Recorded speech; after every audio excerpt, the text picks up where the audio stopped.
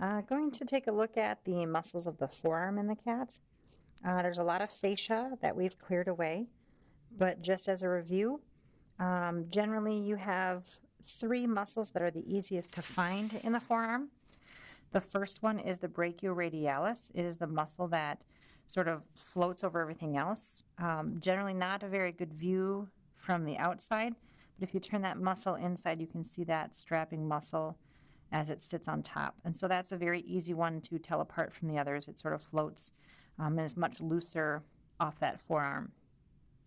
Second one that's easy to tell is palmaris longus, and its identifying features are the fact that it has the white tendinous material coming right down to the palm of the cat. And so that's a very easy one to see. And then finally, when you clear away that fascia, some of that edge of that fascia stays right there, and there's a muscle embedded in that fascia. And we can just get a little bit of a view of it right here. I'm underneath it right here. That's called the pronator teres. And so we've got palmaris longus, pronator teres, and then the brachioradialis. And so the pronator teres actually separates sort of the extensor muscles from the flexor muscles when we're taking a look at these. Pronator teres, where that fascia dives in and that muscle sits in, again, separates our extensors on the top from our flexors on the bottom. Let's start with sort of the bottom here.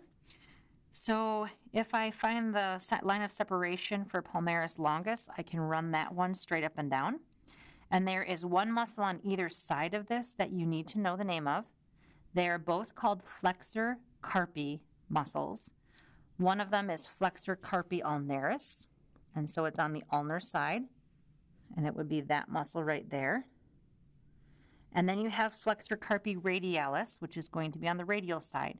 So again, I'm finding that landmark, that fascia, and I'm moving the palmaris longus over and revealing the flexor carpi radialis.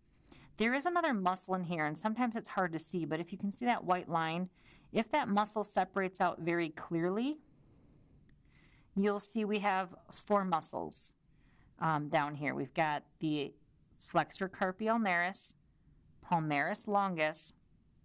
This on the top closest to pronator teres is the flexor carpi radialis.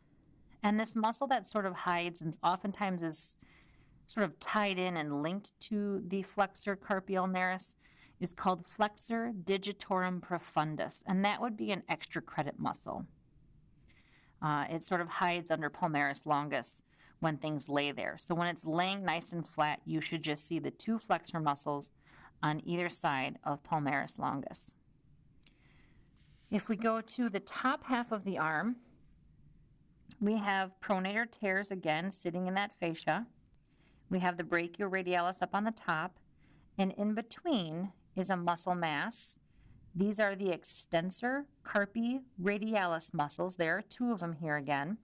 One of them is the brevis, and the other is longus. Longus is the one that hides directly under brachioradialis. It's a good fascia on this cat, so it's going to take me a moment to separate it.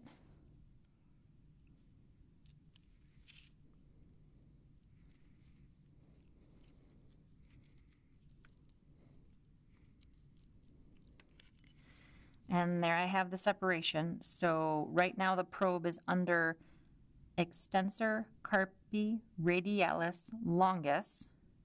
And if I dig to the other part of it and just flip my handhold around, a little bit of fascia on top of it, this muscle right here is extensor carpi radialis brevis. And again, both of these are above the pronator teres.